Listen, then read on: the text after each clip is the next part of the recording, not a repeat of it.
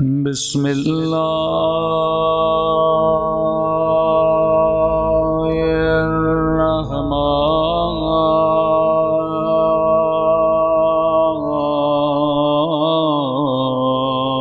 الرحيم. سورة الفاتحة.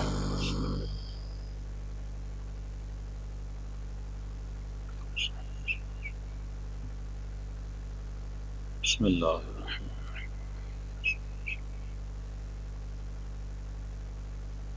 ربنا تقبل منا انك انت السميع العليم. صلوات پڑھے محمد وآل محمد.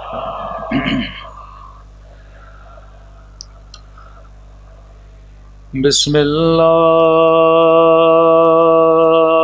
الرحمن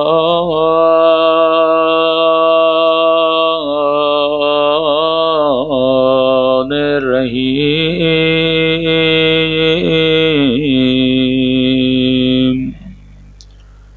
الحمد لله رب العالمين. الحمد لله كما هو أهله. الصلاة والسلام على سيد المرسلين وخاتم النبيين أبي القاسم محمد. اللهم صل على محمد وعلى آله الطيبين الطاهرين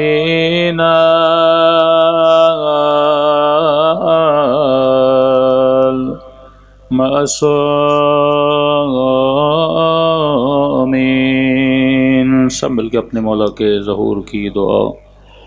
اللہم کل ولیک حجت ابن الحسن صلواتک علیہ وعلی آبائه في هذه الساعة وفي كل وليا وحافظا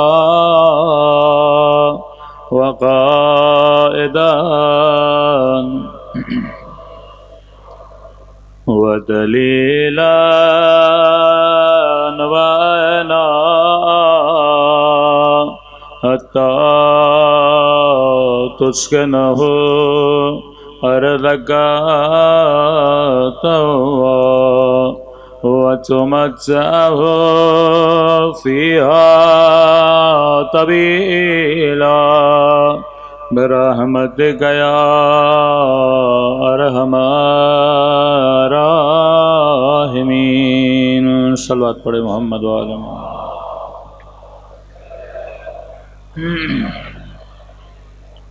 بسم اللہ الرحیم. ان الحسین مصباح الہدی وسفینۃ النجات. صلوات پڑھے محمد وآل محمد.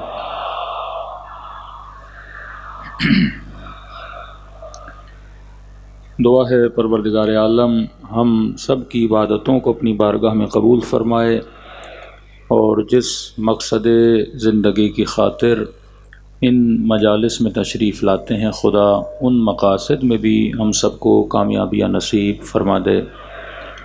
مسلسل آپ کی خدمت میں عرض کر رہے ہیں کہ ایام عزا، فرش عزا، مجلس امام حسین ایک تہذیب کا نام ہے، ایک واقعے کا نام نہیں ہے.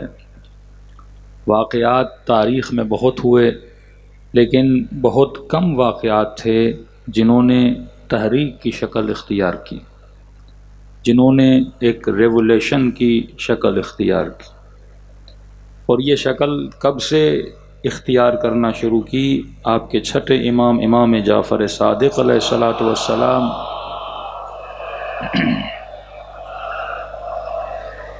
مولا کے زمانے سے مجالس عزاء امام حسین کی ترتیب کے ساتھ ایک رسم، ایک تہذیب، ایک ثقافت کی صورت میں شروع کر دی گئی۔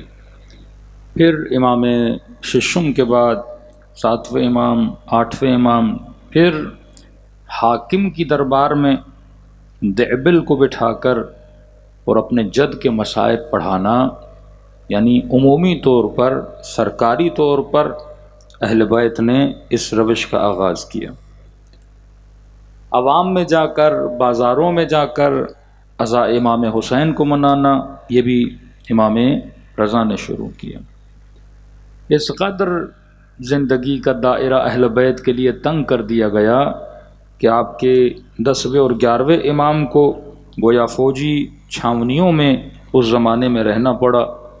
لیکن شیعت اس قدر بڑھ چکی تھی، چاہنے والوں کی تعداد اس قدر ہو چکی تھی کہ اب یہ ایک تشکل بن سکتا تھا، ایک تنظیم کی صورت، ایک تحریک کی صورت اختیار کر سکتے تھے۔ کیونکہ جس طرح آپ کے لیے مسئلہ امامت کلیئر ہے کہ آج کسی بچے سے پوچھو گے نا تو رٹا ہوا ہر کسی نے پنجتن 5 ہیں، معصوم 14 ہیں اور امام 12 ہیں۔ یعنی آپ کے لیے بالکل ایک بچگانہ مسئلہ ہے اس وقت کہ 12 امام ہیں اور 14 معصوم ہیں اور پنجتن آل ابا 5 ہیں۔ لیکن آپ 5 منٹ کے لیے یہ سوچیں کہ یہ مسئلہ اہل کوفہ کے لیے کیسا تھا جب امام حسین کو خط لکھ رہے تھے۔ یہ مسئلہ چوتھے امام کے زمانے میں واقعاً لوگوں کو پتہ تھا یہ امام ہیں، واقعاً کسی کو پتہ تھا کہ چھٹے امام امام ہیں۔ ابو حنیفہ جب امام کی شاگردی کر رہے تھے کیا یہ سمجھ کے کر رہے تھے کہ یہ ولی خدا ہیں، امام ہیں؟ نہیں، احترام تھا کیونکہ فرزند رسول ہیں، احترام تھا کیونکہ ایک علمی شخصیت ہے۔ اس قدر جس طرح آپ کی نسلوں کے لیے امامت کا مسئلہ ہضم شدہ مسئلہ ہے، آپ نے اس مسئلے کو ڈائجسٹ کر لیا ہے۔ آپ کو پتا ہے کہ واقعاً رسول خدا کے بعد اگر روئے زمین ولی خدا ہے تو یہ 12 ہیں، اور یہ نعمت الہی ہے کہ آپ اس زمانے میں ہیں، آپ کے لیے مسئلہ آیا ہے۔ لیکن جب تاریخ اٹھاتے ہیں تو بڑے بڑے لوگ، بڑی بڑی شخصیات حسین ابن علی کو تو مانتی تھیں پر امام حسین کو ایز امام نہیں مانتی تھیں، امام حسن کو تو مانتے تھے پر ایز امام نہیں مانتے تھے۔ تبھی آج بعض جوانوں کو بعض شخصیت کا ذکر کیا جاتا ہے تو پریشان ہو جاتے، مولانا یہ کیسے ہو سکتا ہے کہ اتنی بڑی شخصیت امام نہ مانتی ہو؟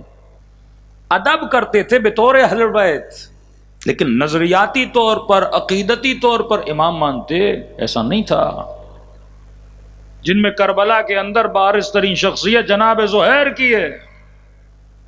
2 مکتب تھے، شیعیان علی، دوسرا تھا عثمانی۔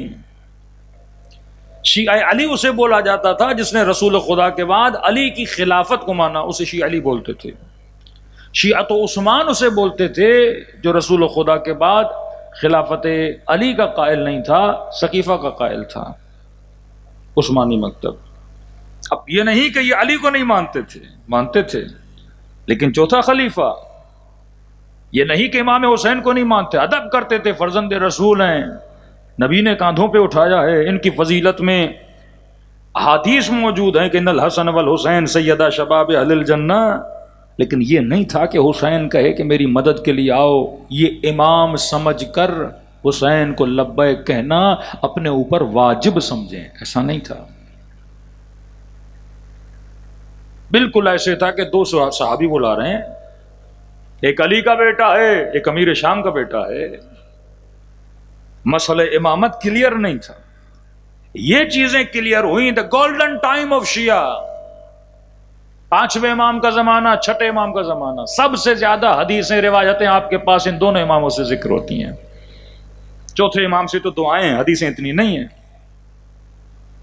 یعنی تھوڑا وقت ملا اہل بیت کو کہ بنو عباس اور بنو امیہ آپس میں لڑنے لگے، تبھی کہا یہ شیعوں کا گولڈن ٹائم تھا. جتنی حدیثیں، جتنے معارف ہمارے پاس موجود ہیں اس زمانے کے. مولا علی سے بھی آپ کو جو کچھ ملتا ہے وہ وقت خلافت، کہ مولا کو خلافت ملی، پھر ممبر پر گئے، پھر وہ علی بن ابی طالب نے خطبات دیے ہیں. یہ جتنے نہج البلاغہ کہاں کی ہے، جنگ صفین کے خطبے، جنگ جمل کے خطبے، کلمات قصار الامیر المؤمنین. ان وقت حکومت میں 5-6 سال جو امیر المؤمنین کو مل رہے ہیں، اس میں مولا جتنا کچھ سمجھانا چاہتے تھے، بتانا چاہتے تھے، علم دینا چاہتے تھے، عوام کو دیا. یعنی اہل بیت تیار تھے علم دینے کے لیے، امت علم لینا نہیں چاہتی تھی. ایک بندہ ہدایت نہ لینا چاہے آپ کیا کر سکتے ہو؟ قرآن کی آیت ہے حبیب تو ان کو مجبور نہیں کر سکتا ہدایت پہ. ہدایت ایک ایسی چیز ہے جو بندہ اپنی چاہت سے ہدایت لیتا ہے. اب بندوق کے زور پہ نہ کسی کو نمازی بنا سکتے ہو، نہ کسی کو متقی بنا سکتے ہو. دعوت عام ہے، حل من ناصر ینصرنا، ہے کوئی ہماری آواز پہ لبیک کہنے والا؟ کہ چھٹے امام فرماتے ہیں کہ قوم حجت خدا یعنی امام زمانہ کو طرد کر چکی ہے. آج بھی پورے عالم کے لوگ یہ بولیں کہ ہمیں امام چاہیے تو خدا ظہور کرا دے گا.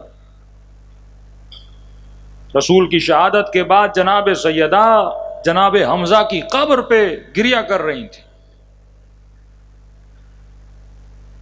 کیونکہ جو ظلم سیدہ کے ساتھ ہوا تو سیدھا چلی گئی جناب حمزہ کی قبر پہ کہ چچا حمزہ اگر تو زندہ ہوتا، کسی میں جرت ہوتی میرے ساتھ یہ ظلم کرتا. کون ہے واقعاً رسول کے بعد سیدہ کا رشتہ دار؟ علی تو شوہر ہے نا، والد کی طرف سے جو رشتہ دار ہوتے ہیں، کوئی چچا ہوتا ہے، کوئی ہوتا ہے. چچا حمزہ مظلوم ہو گئے. اس وقت کسی نے اس روتی ہوئی بی بی سے ایک سوال کیا کہ نبی کی بیٹی آپ کہتی ہو کہ علی کا حق ہے خلافت. غدیر میں نبی نے ہاتھ بلند کر کے کہا کہ من کنت مولا ہو فہذا علی مولا. تو علی اپنا حق مانگنے کے لیے تلوار کیوں نہیں اٹھا رہا؟ آئے نا مدینے کی گلیوں میں علی شور مچائے کہ یہ میرا حق ہے، یہ میرا حق ہے. اس وقت سیدہ نے فرمایا سن، امام کی مثال کعبے کی طرح ہوتی ہے. کعبہ کسی کے گھر نہیں جاتا کہ ساتھ طواف کرو. تم نے پاسپورٹ بنانا ہے، تم نے ویزا لگانی ہے، تم نے پیسوں کا بندوبست کرنا ہے، تم نے سفر کرنا ہے، تم نے زحمت دیکھنی ہے. تو کعبے کے پاس جائے گا، تو جا کے طواف کرے گا. کہ یہی تو فرق ہے نبی اور امام میں. نبی کا کام ہے انذار کرنا، امت کو سمجھانا. نبی نبا سے نکلا ہے، نبی مطلب خبر لانے والا. امام کا کام ہے اس حکم کو اجرا کرے، پریکٹیکلی نافذ کرے. امام نافذ ہونے کا کام کرتا ہے، نبی خبر دیتا ہے. رسول خدا نبی بھی تھے، امام بھی تھے. حضرت موسیٰ نبی بھی تھے، امام بھی تھے. حضرت ابراہیم نبی بھی تھے، امام بھی تھے. دین کی تبلیغ بھی کرتے تھے اور نافذ کرنے کے لیے حکومت کو بھی قائم کیا. کہ تم نے نہیں سنا میرے بابا سے کہ کہا کہ یا علی انت منی بمنزلت ہارون من موسیٰ الا انہ لا نبی بعدی. علی نبی نہیں ہے کیا کر چیخ و پکار کرے کہ میں امام ہوں، میں امام ہوں. علی امام ہے، علی حکم کو اجرا کرتا ہے. تمہارا کام ہے کہ امام کے در پہ آؤ اور اس کی امامت کو تسلیم کرو. تو آج جو آپ اہل بیت کو مان رہے ہیں، یہ محنتیں 5ویں اور 6 امام نے کی. اس کے بعد 7ویں امام زندان میں، 8ویں امام کا تھوڑا سا پیریڈ ہے، 9ویں امام جوان ترین شہید ہیں، 10ویں امام 11ویں امام پوری زندگی قید و بند میں گزری. پھر کام ہوا غیبت صغریٰ میں. امام کے نواب، وہ وکیل جو ساتویں امام نے بنائے تھے، جسے کہتے ہیں آرگنائزیشن آف لا، سب سے زیادہ جس امام نے اپنے وکیل بنائے خمس جمع کرنے کے لیے. اب شیعہ بنے تو فائنینشیل پاور بننا شروع ہوا نا، خمس کے وجوب کی بات ہوئی. اب یہ نزول، کیونکہ امام کے پاس حکومت تو نہیں ہے کہ بیت المال میں پیسہ ہو، امام انہی شیعوں سے پیسہ جمع کرتے تھے. پھر ان وکیلوں کو خریدا گیا، ان نمائندوں کو خریدا گیا اور امام رضا سے دور کر دیا گیا. پھر یہ کمال تھا غیبت صغریٰ کا کہ جاتے ہو سامرہ، کبھی بابوے کی قبر پہ، کبھی شیخ مفید کی قبر پہ، کبھی شیخ طوسی کی قبر پہ. اتنے پرانے علماء 1000 سال پہلے کتاب لکھی ہے قولوہ نے امام حسین علیہ السلام کی فضیلت میں، ہزار سال پہلے. پھر آہستہ آہستہ برکت مجلس کی وجہ سے شیعت کی تعداد میں اضافہ ہوتا گیا. 10 لوگ آتے تھے مجلس میں، 20 لوگ آتے تھے. اس ذکر کی برکت، کہا نا کہ خدا خون حسین میں وہ برکت ڈالے گا. یعنی اگر امامت پھیل رہی ہے تو حسین کے خون کے صدقے میں پھیل رہی ہے. اگر یہ مکتب پھلا پھلا کس کے خون کے صدقے میں؟ ابھی عبداللہ حسین کے خون کے صدقے. کہ اللہ کہتا ہے دشمن ایک پلاننگ کرتا ہے، ایک پلان خدا بناتا ہے. کہاں جا کر یزید نے امام حسین کو روکا کہ کسی شہر میں حسین کو شہید ہونے نہ دینا، عوام میں انقلاب آ جائے گا. کربلا کوفے سے بہت دور ہے. آج شہر کربلا، اس زمانے میں صحرا تھا. ایک صحرا میں حسین کو روکا. فرمایا نبی کا نواسا ہے تو کیا ہوا، صحرا میں حسین کو قتل کروں گا، وہیں پہ دفن کرنا. یہ بھی نہ ہو کہ لاشیں ادھر ادھر چلے جائیں، کوئی شہر میں لاشاں لے جائے. اجازت نہیں تھی لاشوں کو لے جانے کی. جناب ہر کے قبیلے والے آئے، ہر کا لاشا لے کر گئے. یہ تو غربت ہے آل رسول تھی کہ ایسی جگہ پہ شہید کر دیا گیا. کوئی رشتہ داریاں نہیں تھیں. مدینے میں تو 4 رشتہ دار بھی نکل آتے، بنو ہاشم تھے وہاں پہ. کربلا میں کون سے بنو ہاشم تھے؟ تو خدا نے کہا یزید تو نے حسین کو صحرا میں لا کر شہید کیا تاکہ دنیا کو یہ یاد بھی نہ رہے کوئی حسین تھا. میں بھی تیرا خدا نہیں اگر اس صحرا کو مومن کی جنت نہ بنا دیا. ہاں آج 40 حسینی کی برکت تو دیکھیے، ملینز لوگ اس صحرا میں جاتے ہیں جس کے لیے یزید نے سوچا تھا کہ یہاں کوئی آئے گا نہیں. یہ برکت یہ ہے. ان اللہ مع الصابرین، خدا صبر کرنے والوں کے ساتھ ہے. تو جیت حسین کے اصول کی ہوئی، جیت یزید کے اصول کی نہیں ہوئی. صلوات پڑھے محمد و آل محمد.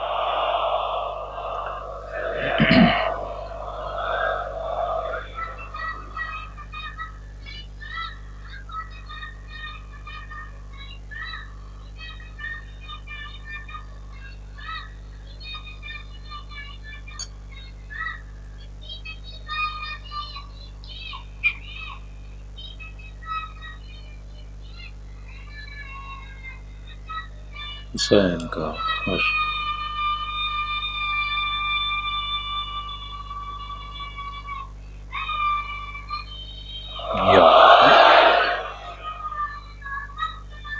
اللہم صلی علی محمد و آل محمد وعجل فرجہم. تو دیکھیے کربلا واقعہ ہوتا تو یہ بچہ اس طرح فرش عزا پہ شعر نہ پڑھ رہا ہوتا. یہ تربیت فرش عزا ہے. یہاں سے جو تجھے رنگ ملتا ہے، یہاں سے جو تمہاری نسلوں میں برکت آتی ہے، یہ کسی قوم میں نہیں ہے. آگے فلسفی کی میں نے بات کل بتائی کہ نہیں بتائی. جب وہ اہل سنت کے علاقوں میں گئے تو دیکھا بہت بے دینی پھیل چکی ہے. ایران کی بات ہے. تو انہوں نے اہل سنت کے مولویوں کو جمع کیا اور کہا کہ کیوں امر بالمعروف نہیں کر رہے؟ مسجدیں دی ہوئی ہیں، سب کچھ دیا ہوا ہے، کیوں مسجدوں میں لوگ نہیں آ رہے؟ آدھا گھنٹہ 40 منٹ لمبی تقریر کی انہوں نے. یہ تبلیغ کا فائدہ، یہ امر بالمعروف کا فائدہ. آئے فلسفی کہتے ہیں جیسے میں خاموش ہوا تو بیچ میں سے ایک اہل سنت کا عالم کھڑا ہوا، کہا آغائے فلسفی، آپ کے پاس حسین ہے، ہمارے پاس نہیں ہے، ہم کیا کہہ کر لوگوں کو جمع کریں؟ تمہیں تو زحمت ہی نہیں کرنی پڑتی، حسین کے نام پہ لاکھوں کا مجمع جمع ہو جاتا ہے، کہ یہ برکت ہمارے پاس نہیں ہے۔ جمعے میں لوگ آتے ہیں، 4 باتیں سنا دیتے ہیں، اور ہمارے یہاں کا رواج بھی نہیں، عورتیں تو آتی نہیں ہے جمعے میں، صرف مرد آتے ہیں، ہاں وہ بھی بڈھے بڈھے، جوان بھی اتنے نہیں آتے۔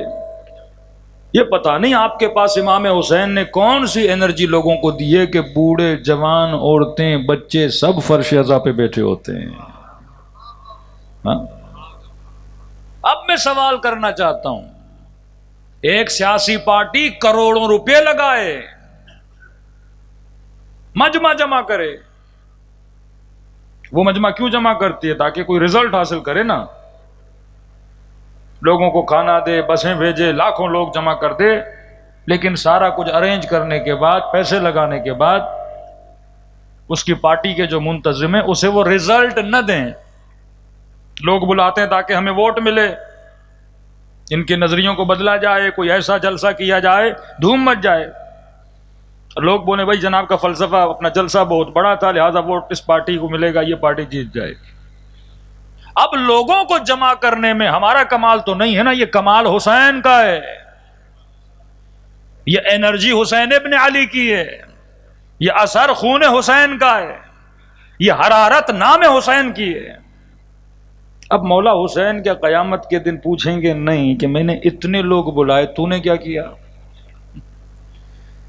یہ سوال ہر منتظم سے ہوگا، یہ سوال ہر مومن سے ہوگا کہ ان 10 دنوں میں یہ جو حرارت امام حسین پیدا کرتے ہیں کسی مقصد کے لیے، ٹائم پاس کے لیے نہیں، کسی ہدف کے لیے۔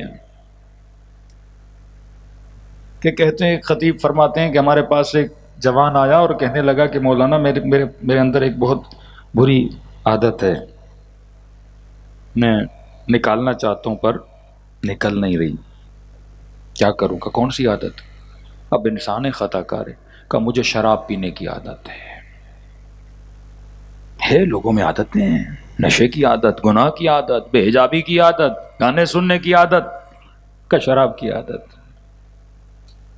اور حدیث معصوم ہے، شیطان کے داخل ہونے کے انٹرنس آف شیطان مومن کو جب گمراہ کرنا چاہتا ہے، کچھ ایزی انٹرنس ہے شیطان کے، وہ انٹرنس اگر اسے مل جائے تو بڑی آسانی سے آپ کے اندر داخل ہو سکتا ہے۔ فرمایا ان انٹرنس میں سے ایک انٹرنس ہے شراب، تبھی خدا نے شراب کو حرام قرار دیا، کیونکہ بندہ جب نشہ کرتا ہے تو شیطان کی وہ لاک کھول دیتا ہے، شیطان کے لیے دروازہ کھول دیتا ہے۔ عقل کیوں بولا؟ عقل کا کام ہے دروازے کو بند رکھنا۔ شراب پیے گا، اب کسی چیز پہ کنٹرول نہیں ہوگا، بڑی آسانی سے شیطان داخل ہو جاتا ہے۔ دوسرا انٹرنس آف شیطان معصوم فرماتے جواری بندہ، شرطیں لگانے والا بندہ شیطان کے لیے بڑی آسانی سے دروازہ کھول دیتا ہے۔ تیسرا شیطان کی انٹرنس کا دروازہ جو معصوم فرماتے وہ ہے غصہ۔ جب انسان غصہ کرتا ہے بڑی آسانی سے شیطان اس کے اندر داخل ہو جاتا ہے۔ کل میں نے کہا نا، نارمل حالات میں نارمل رہنا کمال نہیں ہے، ایب نارمل حالات میں بندہ نارمل رہے یہ مقام کمال ہے۔ جب آپ کو غصہ آتا ہے، آپ کو 6 7 سال پرانے دکھ اور زخم بھی یاد آ جاتے ہیں۔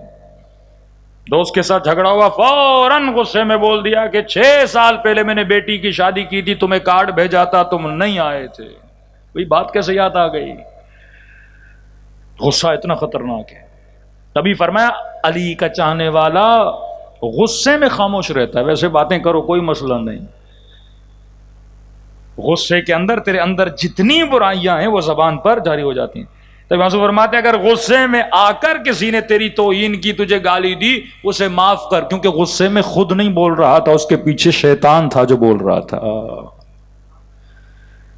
غصے میں وہ خود نہیں ہوتا، اپنے آپ میں نہیں ہوتا۔ تبھی فرمایا یہ کمال ہے۔ میں نے کہا نا، شجاعت صرف لڑنے کا نام نہیں ہے، خیبر میں تلوار چلانا بھی شجاعت ہے، خندق میں تلوار چلانا بھی شجاعت ہے، صفین میں تلوار چلانا بھی شجاعت ہے، اور گھر کو آگ لگ جائے تلوار کو نیام میں رکھنا بھی علی کی شجاعت ہے۔ شجاعت صرف یہ نہیں کہ میدان میں بندہ تلوار چلائے، یہ علم ہو کہ میں نے اپنے جذبے کو کہاں پہ استعمال کرنا ہے۔ تو یہ مولانا کہتے ہیں میں نے چوتھی چیز، تین چیزیں بتائیں، جوا، شراب، غصہ۔ بعض روایتوں میں ہے کہ شیطان جب مرد کو گمراہ کرنا چاہتا ہے آسان ترین حربہ ہوتا ہے عورت۔ بڑے بڑوں کو تباہ کیا اس وسیلے کے ذریعے سے، دشمن کی بڑی دشمن فوجوں کو تباہ کرتا تھا اس ذریعے سے۔ جب اردن، سیریا، مصر، ایجپٹ کی جنگ ہو رہی تھی اسرائیل کے ساتھ، انہوں نے عورتوں کو استعمال کیا تھا۔ ظہور امام کے بعد بھی ملتا ہے کہ لشکر سفیانی عورتوں کے ذریعے سے سپاہیوں کو گمراہ کرنا چاہے گا۔ آسان ترین وسیلہ ہوتا ہے مرد کو گمراہ کرنے کے لیے۔ آج میڈیا کو آپ دیکھ لیجئے، بھرا ہوا ہے جوان کو کیسے گمراہ کیا جا رہا ہے۔ تو اس پہ ابھی آتا ہوں۔ اس مولانا نے کہا دیکھ، کئی مشہور مجلسیں ہوتی ہیں، وہاں نہ جا جہاں لوگ تجھے جانتے ہیں، کئی کسی ایسے محلے کی مجلس میں جا جہاں بہت تھوڑے لوگ ہوں، اور اس مجلس میں جا کے خلوص سے دل سے امام حسین سے مانگ، گریا کر کہ مولا حسین تیری یہ عادت نکال دیں۔ یہ جوان 10 دن کے بعد مولانا کے پاس آتا ہے، کہتا ہے حسین نے میرے دل سے شراب کی محبت کو نکال دیا ہے۔ رسول خدا کی حدیث ہے، سفینۃ البحار میں شیخ عباس قمی فرماتے ہیں بی انذرتم، یہ پنجتن آل ابا فرماتے ہیں میرے ذریعے سے اللہ تمہارا انذار کرواتا ہے، مجھ سے ڈراتا ہے۔ میں نبی کا کام ہے تجھے جنت جہنم کی باتیں بتاؤں اور تمہارے وجود میں خوف پیدا کروں، لیکن بعلی اہتدیتم، اگر میرے بعد ہدایت لینی ہے تو ہدایت کا ذریعہ خدا نے کس کو بنایا ہے؟ علی کو بنایا ہے۔ یہ ضرور ہے کہ میرے بعد کئی لوگ ممبر پہ آئیں گے، تبلیغ کریں گے، اللہ کی باتیں کریں گے، رسول کی باتیں کریں گے، جنت و جہنم کی باتیں کریں گے، کہ نہیں ہدایت نہیں ملے گی۔ بعلی اہتدیتم، اگر ہدایت ملنی ہے میرے بعد تو کس کے ذریعے سے ملے گی؟ علی کے ذریعے سے ملے گی۔ پھر فرمایا بالحسن اوتیتم بالاحسان، اگر یہ دیکھنا ہے کہ لوگوں کے ساتھ احسان کیسے کرنا ہے تو یہ کس سے سیکھو گے؟ حسن سے سیکھو گے۔ وبالحسین تصعدون، اور اگر تم نے بلندیوں تک جانا ہے تو بلندیوں کے لیے اگر خدا نے کسی امام کو سیڑھی بنایا ہے تو وہ حسین ابن علی ہے۔ حسین وہ امام ہے جو انسان کو حر بناتا ہے، حسین وہ امام ہے جو بڑی آسانی سے دلدل سے نکال کے انسان کو بلندیوں تک لے کر جاتا ہے۔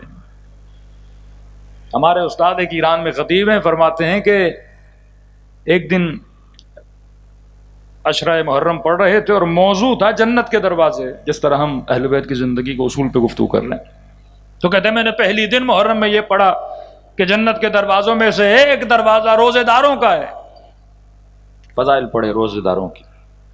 دوسرے دن پڑھا کہ جنت کے دروازوں میں سے ایک دروازہ حاجیوں کا ہے، حج کے فضائل پڑھے۔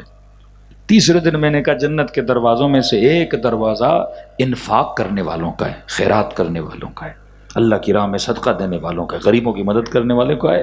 کہ تیسرے دن پڑھ لیا، فضائل پڑھے اس کے۔ کہتے جیسے ممبر سے اترا ایک کمزور سا بوڑھا تھا، فقیرانہ لباس پہنا ہوا تھا، اس نے مجھے روک دیا، مولوی صاحب ادھر آؤ۔ کیا ہوا؟ کہ روزے داروں کا دروازہ، حاجیوں کا دروازہ، خیرات کرنے والوں کا دروازہ۔ مولوی صاحب کوئی ایسا دروازہ بتاؤ جس سے میں بھی تو جا سکوں،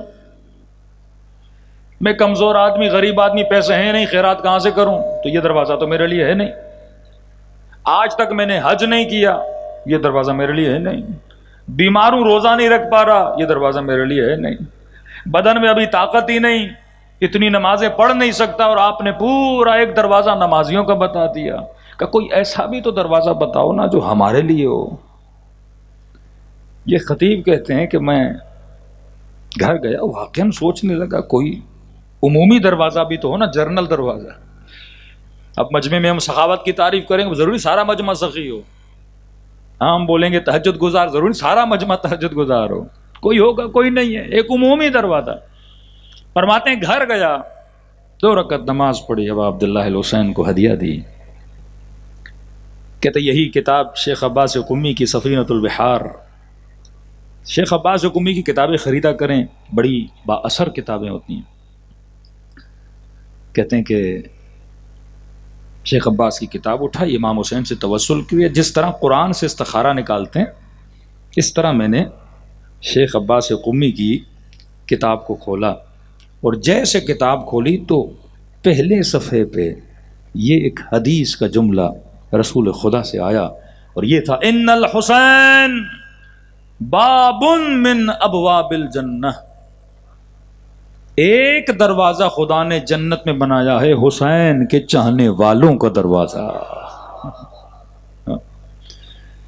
اگلے دن میں نے بوڑھے کو کہا کہ میں نے تیرے لیے بھی ایک دروازہ ڈھونڈا ہوا ہے، عشق اہل بیت علیہ الصلوۃ والسلام کا دروازہ. اب عشق کیسے پیدا ہوتا ہے؟ میں نے کہا 3 اہل بیت کی زندگی کے اصول ہیں، معجزات، رہن سہن، اصول زندگی. اگر یہ اصول میری زندگی میں آ گئے، پہلا اصول ہم نے بتایا خوف پروردگار عالم. خوف پروردگار عالم کی پہلی 5 نشانیاں معصوم فرماتے ہیں. پہلی نشانی، جو بندہ اللہ کو ناظر مانے، کل بتایا علانیتوں و سرا، ظاہر میں بھی خفقان میں بھی اللہ کو کیا مانے؟ ناظر مانے.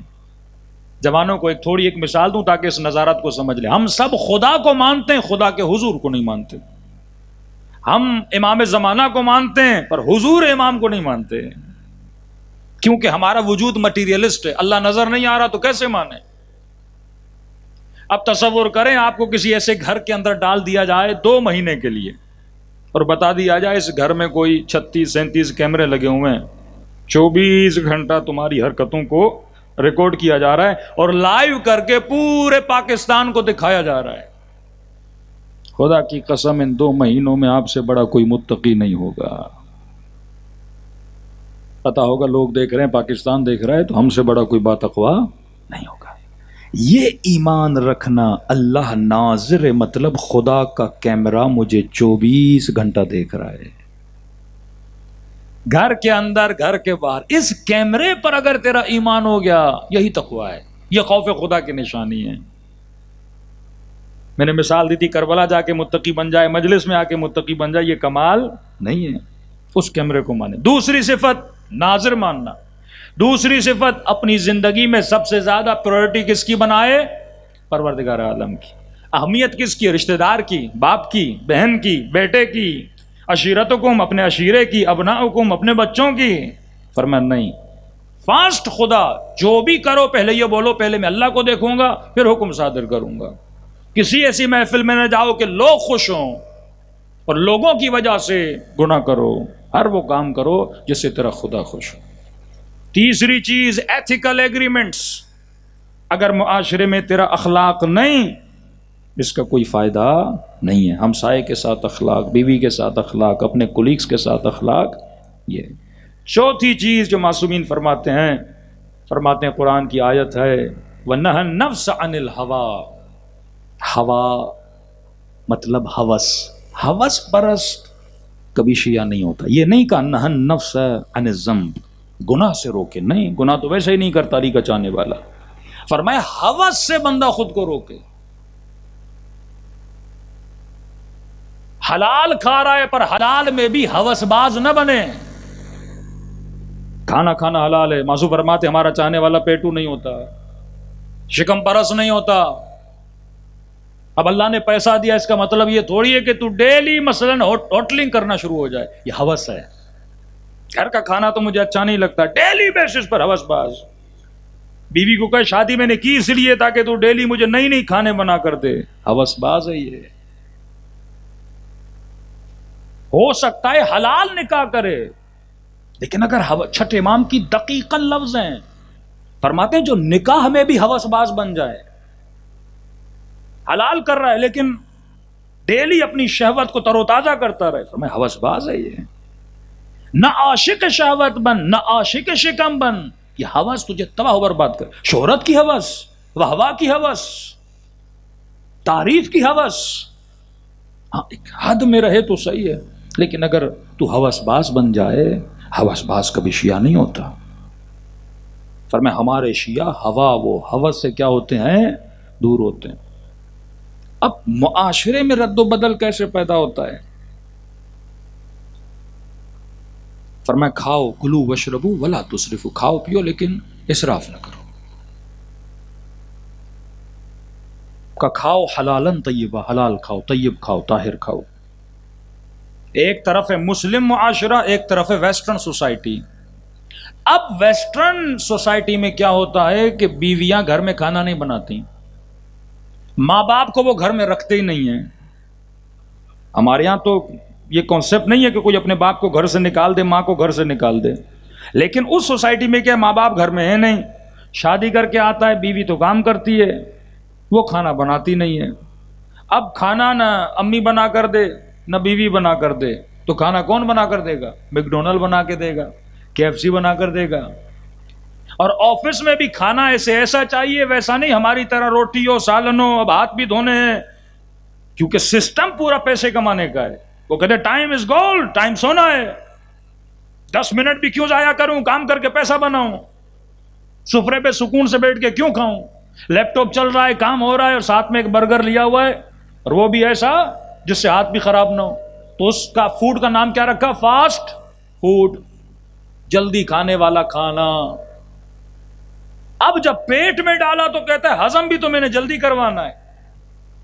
اللہ کا سسٹم اگر ہضم کرنے پر آئے تو 3-4 گھنٹے لگ جاتے ہیں کھانا ہضم ہوتے. اور اس فوڈ کو ہضم کرنے کے لیے پھر پیپسی بنا دی، کوک بنا دیا، وہ پیو تاکہ یہ جلدی فلیش ہو جائے. بھائی تو مسلمان ہے، تیری اپنی سوسائٹی ہے، تیرا اپنا کلچر ہے، تیرے گھر میں بیوی بھی ہے، تیری اماں بھی ہے، تو فاسٹ فوڈ کیوں منگواتا ہے؟ ہوس، عقل کا نہ ہونا کہ جو میں کھا رہا ہوں واقعا کیوں کھا رہا ہوں. انگریز کتا رکھے تو سمجھ آتی ہے بات. یہاں سے جو لوگ ویسٹرن ورلڈ گئے ان کو پتا ہوگا، جو نہیں گئے ان کو بتا رہا ہوں. کتے رکھنا، بلیاں رکھنا انگریز کی مجبوری ہے، واقعا مجبوری ہے. آدمی اکیلا نہیں رہ سکتا، پاگل ہو جائے گا. بیٹے چھوڑ کے چلے گئے، نواسے چھوڑ کے چلے گئے، شوہر مر گیا، اب بندہ اکیلا ہے، تو وہ اپنی تنہائی کس کے ساتھ شیئر کرتے ہیں؟ کتے کے ساتھ. معرفت نہیں ہے نا کہ مصلی پہ بیٹھ کے اللہ کے ساتھ شیئر کرو، راز و نیاز کرو. اب ساری محبت اس کتے کے ساتھ. دوسرا یہ بیٹا ہوگا تھوڑا جر و بحث کرے گا، بیٹی ہوگی تھوڑا بحث کرے گی، ہاں بولے گی نہ. کتا کچھ نہیں بولتا، اس کو بیٹھ تو بیٹھ جاتا ہے، اٹھ تو اٹھتا ہے، وہ اطاعت بھی کرتا ہے، محبت بھی کرتا ہے. اب مجھے سمجھ نہیں آتی، تیرے گھر میں تیرے بچے بھی ہیں، دادا بھی ہے، دادی بھی ہے، سب ہیں، تو کتے کیوں پال رہا ہے بھائی؟ ان کو تو پیار کی کمی ہے نا، وہ تبھی کتا رکھتے ہیں. مینٹلی ڈس آرڈر ہے، اس کو پتا ہی نہیں میں کیوں کر رہا ہوں. یہ صرف نقل کرنے کا ماہر ہے، عقل اس میں ہے ہی نہیں. ہاں، نقال نہ بن، نقل کرنے والا بندر ہوتا ہے. اہل بیت کا چاہنے والا اس کے ہر ایکشن میں. تو یہ ہوس جو فوڈ کی ہوس پیدا ہو گئی ہے کہ بندے کو پتا نہیں میں صحیح سالم غذا گھر میں کھا سکتا ہوں. نسلوں کو ٹرینڈ کرے کہ انہوں نے کھانا کیا ہے، پینا کیا ہے. بعض مومنین کے گھر میں جاتے ہیں، بیٹا 13-14 سال کا، لیکن 3 من 4 من اس کا وزن ہے. بندے خدا، اسی سے سمجھ جاتے ہیں یہ برگر کھا کھا کے بڑا ہوا ہے. یہ سیرت ہے، یہ اصول ہائے اہل بیت ہیں. ایک مومن کو میں نے مذاقن کا، میں نے کہا آپ کا بیٹا ماشاءاللہ اتنا بڑا امام زمانہ ہے کہ یہ دوڑ ہی نہیں پائے گا. مولا کے لشکر میں کہاں فٹ کرو گے تم اسے؟ صرف یہ تو نہیں حسین حسین کر کے گھر چلے گئے. بھائی اصول زندگی اہل بیت تمہارے گھر میں کہاں ہیں؟ اگر یہ شکم پرست ہے، یہ خدا پرست نہیں بن سکتا. اگر یہ ہوس پرست ہے، یہ خدا پرست نہیں بن سکتا. اگر اس کا آنکھوں پہ کنٹرول نہیں ہے، یہ کیسے سپاہی امام زمانہ بنے گا؟ ایک نوحہ پڑھنے سے، ایک نعرہ مارنے سے، ایک شعر پڑھنے سے، 4 حیدر حیدر کہنے سے. تبھی آقا قراتی کہتے ہیں کہاں یا علی کہنا اور کہاں علی کے ساتھ رہنا. یا علی کہنا بڑا آسان ہے، لیکن علی کے ساتھ رہنا بڑا مشکل ہے. کہ میں نے کل کی مجلس میں کہا، بعض ہمارے جذباتی مومنین جاتے ہیں نا شام، وہ کسی نے بتا دیا ادھر یزید کی قبر ہے، غصے میں دوڑے دوڑے گیا، 4 لاتیں بھی ماری اور منہ سے جو گالیاں آئیں وہ بھی بولی، لاب دہن بھی اس قبر پہ پھینکا. میں نے کہا بڑا آسان ہے قبر میں سوئے ہوئے یزید کو لاتیں مارنا. میں نے کہا ابھی نکلے نا 400 سپاہیوں کے ساتھ باہر، پھر میں تیرا دوڑنا دیکھوں. وقت کے یزید کو للکارنا خمینی نے سکھایا. وہ جذبہ دیا ماؤں کو کہ ٹینکوں کے سامنے 6 مہینے کے بچوں کو سینے سے لگا کے کھڑی ہو گئیں. ایک ایک ماں نے 5 بچے قربان کیے. یہ شجاعت کا درس حسین ابن علی کا ہے. اللہم صلی اللہ علیہ. تو جب تک حسینی اصول زندگی میں نہیں ہے تو چوتھی چیز کیا فرمایا؟ اگر بندے کے وجود میں ہوس ہے فائدہ نہیں ہے. ایک اور مثال دوں تاکہ آپ سمجھ جائیں. کسی مومن نے کہا شاید کل دی کہ بھائی مولانا فلاں آدمی ہے، اس نے 20 سال سے کسی نامحرم کو نہیں دیکھا. بڑا متقی آدمی ہے، 20 سال سے. پھر پتا چلا 20 سال سے جیل تھا. وہ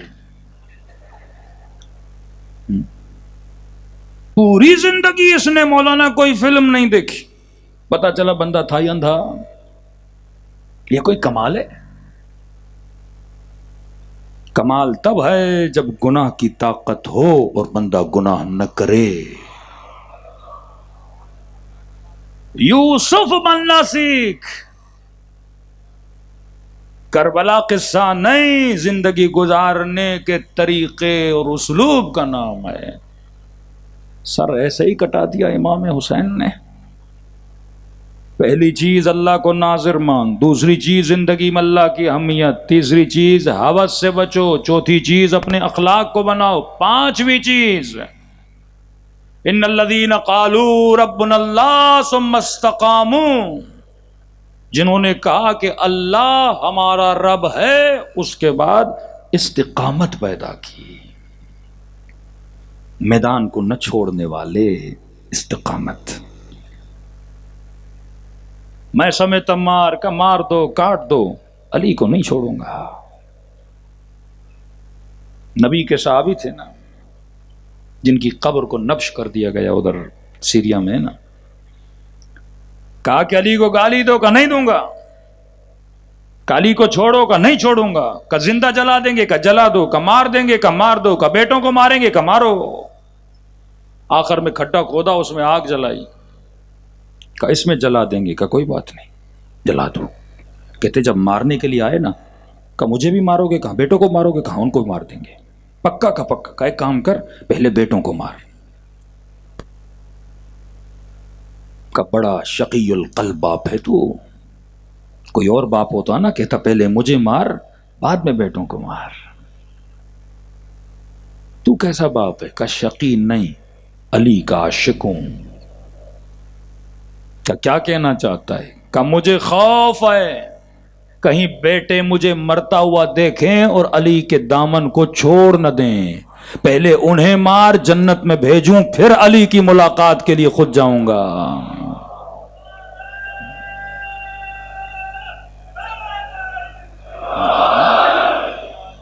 قالوا ربنا اللہ ثم استقاموا، جنہوں نے کہا اللہ ہمارا رب ہے. جو یہ کہتا ہے اس میں استقامت ہوتی ہے. وہ میدان نہیں چھوڑتا، وہ حق کو نہیں چھوڑتا، وہ باطل کی طرف نہیں جاتا، نہ ڈرنے والا نہ جھکنے والا. یہ استقامت وجود میں ہوتی ہے. اللہ پہ ایمان مستحکم ہوتا ہے. امام حسین اگر ظواہر کو دیکھتے تو ظاہر تو یہی نظر آ رہا تھا نا، مولا حسین شہید ہو گئے، بچے لٹ گئے، سکینہ زندان شام میں چلی گئیں، لیکن حسین کی نگاہ قرآن کے اس فرمان پر تھی کہ ان اللہ مع الصابرین، اللہ سچوں کے ساتھ۔ اللہ یہ نہیں کہتا سچے بنو، کہتا ہے کونوا مع الصادقین، سچوں کے ساتھ رہنا سیکھو۔ سچائی کی تعریف تو ہر بندہ کرتا ہے، پر سچائی کے ساتھ رہنا مشکل ہوتا ہے۔ اللہ کی تعریف تو ہر ٹی وی چینل کرتا ہے، پر اللہ کے احکام کے ساتھ زندگی گزارنا مشکل ہوتا ہے۔ یہ وہ کام ہے۔ عبداللہ ابن مسعود رسول خدا کے صحابی ہیں، بیت المال میں جتنی کرپشن ہوتی تھی اس بندے نے جتنا روکنے کی کوشش کی، کوئی اور صحابی نہیں تھا۔ زندگی کے آخری لمحات آئے، عثمان اس کے سرانے پر آیا، کہا کہ دنیا سے جانے والے ہو، بچوں کے پاس اتنا مال نہیں، کچھ بیت المال سے تمہیں پیسے دے دوں؟ کہ جناب خلیفہ جب مدد کرنی تھی تب تو نہیں کی، اب مرنے والا ہوں تو مدد کرنے کے لیے آ گئے ہو۔ کہ مجھے تمہارا پیسہ نہیں چاہیے، میرا اعتبار ہے اپنے رب پر، اپنے خدا پر، میرا اعتبار ہے نبی کے کلام پر۔ رسول خدا نے فرمایا اپنے بچوں کو سورہ واقعہ یاد کرواؤ تاکہ روز پڑھیں، کبھی ان کے گھر میں فقیری نہیں آئے گی۔ کہ میں نے اپنی نسلوں کو، اپنے بچوں کو واقعہ یاد کروائی ہے۔ میرا ایمان کس پر ہے؟ پروردگار عالم پر ہے۔ یہ یقین محکم اگر اہل بیت علیہ الصلوۃ والسلام پر ہو، ان کی زندگی کے اصولوں پر ہو، یہ استقامت اگر میرے وجود میں آ جائے تو جنتان، خدا کہتے اللہ تجھے 2 جنتیں عطا کرتا ہے، دنیا بھی جنت بنا دے گا، آخرت بھی جنت بنا دے گا۔ صلوات پڑھے محمد و آل محمد۔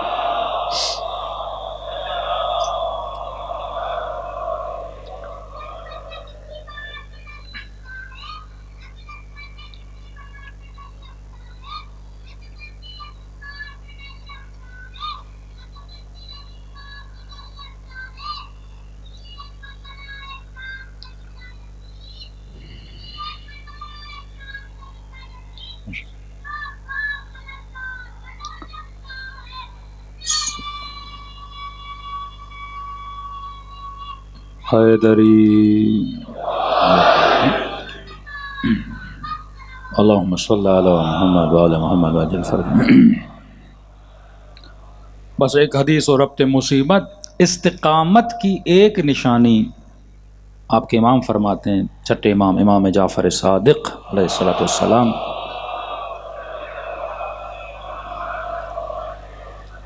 ثم استقاموا، یعنی توحید کا عقیدہ بندے کا مضبوط ہونا چاہیے، اس میں کمزوری نہیں ہونی چاہیے۔ مولا کا صاحب امام کے پاس آیا، بیمار پڑ گیا، کہ مولا بیمار تھا، امام نے کہا ٹھیک ہو گئے؟ کہا الحمدللہ فلاں حکیم نے مجھے ٹھیک کیا۔ امام نے کہا لا تشرک باللہ، شرک نہ کر، یہ نہ بول مجھے حکیم نے ٹھیک کیا، یہ بول اللہ نے حکیم کو وسیلہ بنا کر مجھے شفا عطا کی۔ بڑا حساس معاملہ ہے۔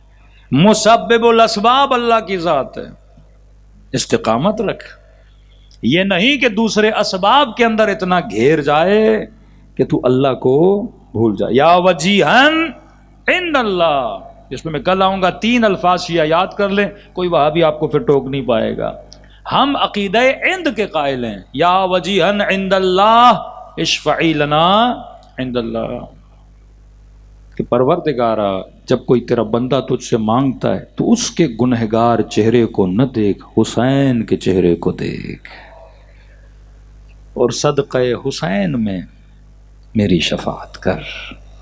یہ ہے یا وجیہن عند اللہ اشفعی لنا عند اللہ۔ چند اصحاب امام حسین ہیں جن کی جنازوں پہ امام گئے ہیں، کہتے ہیں 7 کے قریب عدد ہے۔ یہ بھی نہیں کہ اپنے سارے بھائیوں کے جنازوں پر مولا گئے، نہیں، عباس علمدار ہے، جناب حر ہے، جناب عون ہے، جناب سلیمان ہے، ان کے جنازوں پہ امام گئے۔ اگر تیرا عشق حسین سے مضبوط ہے تو حسین بھی تیرا عاشق ہے۔ لشکر یزید کا سپاہی کہتا ہے حسین کا ایک غلام تھا، اب یہ روایت جناب جون کے لیے بھی پڑھی جاتی ہے، لیکن بعض لوگ فرماتے جناب سلیم تھے یا سلمان تھے، نام میں اختلاف ہے، ان کے لیے یہ بھی غلام تھا امام حسین کا، بہت لڑا، کاتب امام حسین تھا، خوبصورت لکھتا تھا. امام حسین اپنے خط اس سے لکھواتے تھے. ترک کا رہنے والا تھا، عرب نہیں تھا. تو یہ لشکر یزید کا سپاہی کہتا ہے میں نے کبھی اتنی محبت کسی آقا کی اپنے غلام کے ساتھ نہیں دیکھی. کہتا ہے ہر لاشے پہ حسین کو آتا ہوا دیکھا، لیکن میں نے اچانک دیکھا ایک حسین کا غلام ہے، تقریباً ملتا ہے اس نے 70 لوگوں کو واصل جہنم کیا، بہترین تیر انداز تھا. کہتا ہے زمین پہ گرا، پورا وجود خون آلود ہے. کہتا میں نے دیکھا حسین دوڑے دوڑے اس کے جنازے پر آئے اور حسین نے اس کا سر اپنی گود میں رکھا.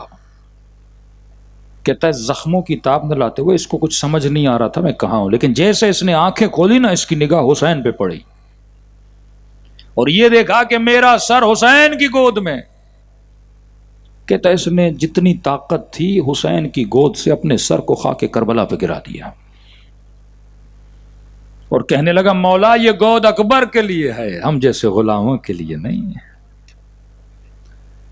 کہتا اس ہین میں اس ماحول میں دیکھ رہا ہوں حسین پھر گود میں رکھ رہے ہیں اور غلام پھر خاک کے کربلا پہ سر کو پھینک دے رہے ہیں.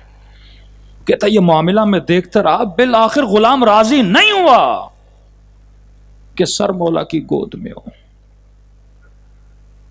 کہتا میں نے کبھی ایسا آقا نہیں دیکھا. کہتا جب غلام راضی نہیں ہوا نا تو میں نے اپنی نگاہوں سے دیکھا حسین نے جھکنا شروع کیا. میں پریشان ہوا حسین جھک کیوں رہے ہیں؟ کہ اس نے سر حسین کی گود میں نہ رکھا، بار بار خاک کربلا پہ رکھ دیا. تو میں نے دیکھا حسین اتنا جھکے کہ حسین نے اپنا رخسار اس غلام کے رخساروں پہ رکھا اور کہا کہ تو نے غلامی کا حق ادا کر دیا. ایسا ہے تیرا امام حسین. چھٹے امام فرماتے ہیں ہمارا وعدہ ہے اگر تو ہماری باتوں پہ عمل کرے وقت سکرات ہم تیرے سرانے پہ ضرور آتے ہیں. بس یہی دعا اگر مجلس میں قبول ہو جائے نا کہ جب روح بدن سے پرواز کرے تو خدا حسین کو ہمارے سرانے بھیجے، اکبر کو ہمارے سرانے بھیجے. شوق اور اشتیاق کے ساتھ پھر روح پرواز کر جاتی ہے. فرمائے میرے زائر جو حسین کی زیارت کی تمنا رکھتے ہو مجھ حسین کو خلوص دل سے سلام کرو، خدا تجھے ثواب زیارت حسین عطا کرے گا. السلام علی الحسین وعلی علی ابن الحسین وعلی اولاد وعلی صحابہ سب مل کے السلام وعلی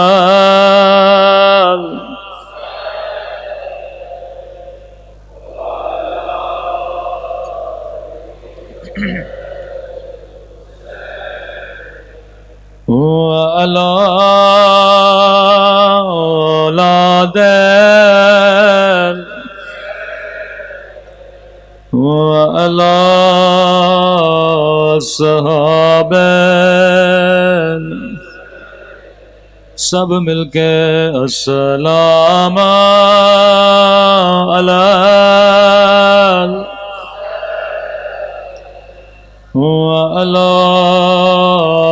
علی ابن وعلی اولاد وعلی صحابہ میرا سلام ان ٹوٹی ہوئی پسلیوں پہ،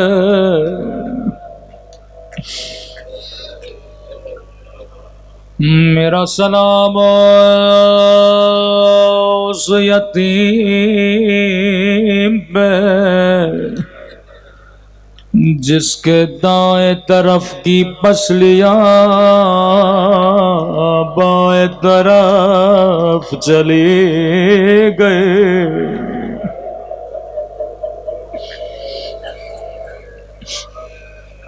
قدیمی مومنوں میں نے نام نہیں لیا لیکن سمجھ گئے یہ شہید کون ہے۔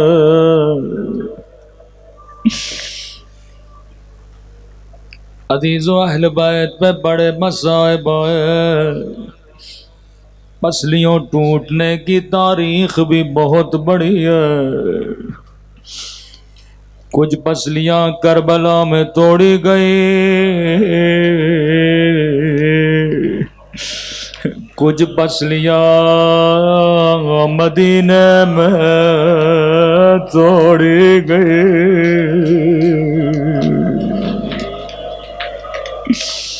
ظلم کی ابتدا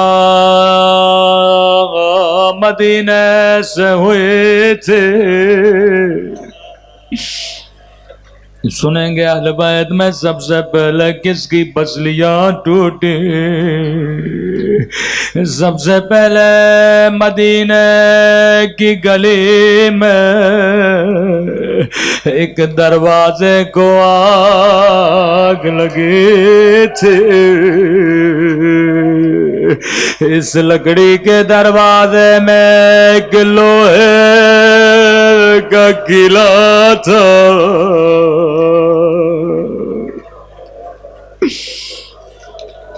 امام حسن فرماتے ہیں میں تک و تنہا گلی میں فریادیں کر رہا تھا، کوئی آئے میری اماں کو بچا لے۔ فضا کہتی ہیں بی بی جب تسبیح پڑھتی تھی سانس لینے میں بھی تکلیف ہوتی تھی۔ دوسری پسلیاں کربلا میں توڑی گئی۔ یہ ملعون کہتا ہے ابن سعد جب میں حسین کے بدن پہ گھوڑا دوڑا رہا تھا میں نے اپنے کانوں سے ہڈیاں ٹوٹنے کی آواز سنی۔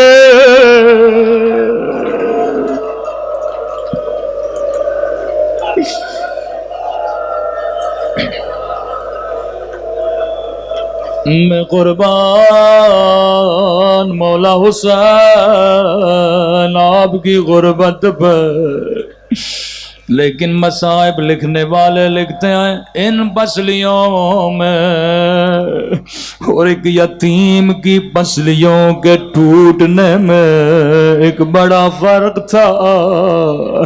فرمایا جب حسین کی پسلیاں ٹوٹی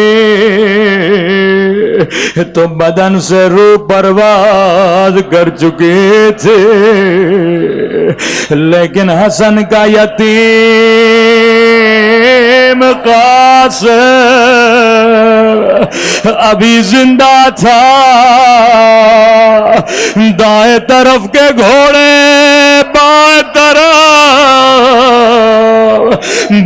طرف کے گھوڑے دائیں طرف،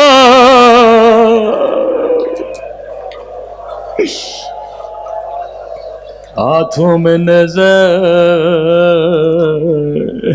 دائیں طرف کی پسلیاں بائیں طرف چلے گئے۔ روایت کے جملے قاسم کا بدن اتنا چھوٹا تھا جب عباس نے گھوڑے پہ چڑھایا بدن پہ کوئی ذرا بھی نہیں آئے تھے، کہا کربلا کا جو بھی شہید جب بھی گھوڑے سے گرا اس نے امام حسین کو آواز دی تھی، لیکن قاسم اتنے چھوٹے تھے جیسے گھوڑے سے گرے کہنے لگے اماں میں گھوڑے سے گر گیا۔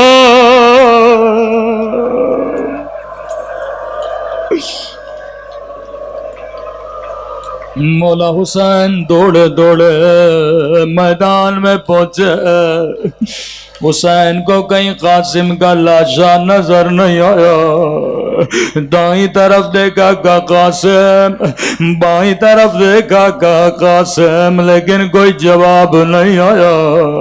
ایک مرتبہ کا قاسم امام ہو کے تجھے بلا رہا ہوں، ایک مرتبہ دائیں طرف سے آواز آئی جی میرے مولا، بائیں طرف سے آواز آئی جی میرے مولا۔ حسین گھوڑے سے اترے، اب آ کے دامن کو بچھا دیا، کٹی ہوئی انگلیاں اٹھائی، کٹے ہوئے گوشت کے ٹکڑے اٹھائے، ایک مرتبہ نجف کا رک گیا، او بابا بابا علی، بابا خیبر فتح کرنا آسان ہے، خندق فتح کرنا آسان ہے، لیکن بابا یتیم کی لاش کے ٹکڑے اٹھانا بڑا مشکل ہے۔ گٹھڑی کو باندھا، حسین نے پیٹھ پہ رکھا، خیمے کے در سے آواز دی اماں فضا ذرا بہن زینب کو بلانا۔ بی بی زینب خیمے کے در پہ آئے، کہنے لگے زینب ماں کو نہ بتانا میں قاسم کا لاشا لایا ہوں۔ بی بی زینب نے کہا حسین تیرے ہاتھ تو خالی ہے، قاسم کا لاشا کہاں ہے؟ روکے گا زینب، یہ جو گٹھڑی میری پیٹھ پہ دیکھ رہی ہو اس میں قاسم کی لاش کے ٹکڑے ہیں، لیکن ماں کو نہ بتانا۔ ایک مرتبہ گٹھڑی کھلی، ماں نے چیخنا شروع کیا، ہائے میرا یتیم، ہائے میرا غریب۔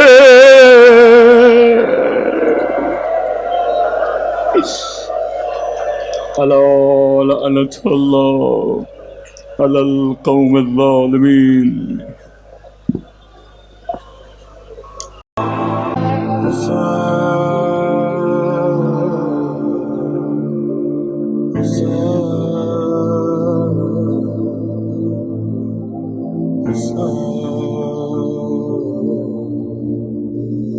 السلام